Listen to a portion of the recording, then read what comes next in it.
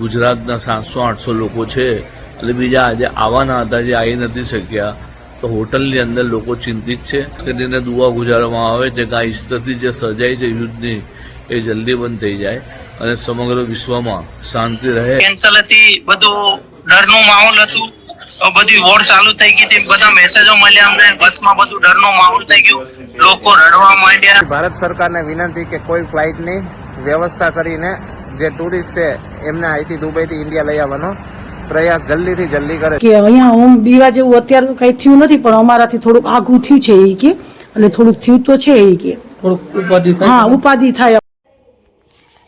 28 ફેબ્રુઆરીને શનિવારે સવારે ઇઝરાયેલે ઈરાનની રાજધાની તહેરાન પર અને અનેક શહેરો પર હુમલો કર્યો, જેના વળતા જવાબમાં ઈરાને ઇઝરાયેલ પર બદલો લેવા માટે કતાર, બહેરીન અને કુવૈત જેવા 7 દેશો પર આશરે 400 મિસાઇલો છોડી હતી.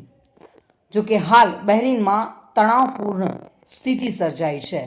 યુદ્ધની સ્થિતિ વચ્ચે દુબઈમાં ફસાયેલા ગુજરાતીઓ ધ્રુસકે ને ધ્રુસકે રડી પડ્યા હતા.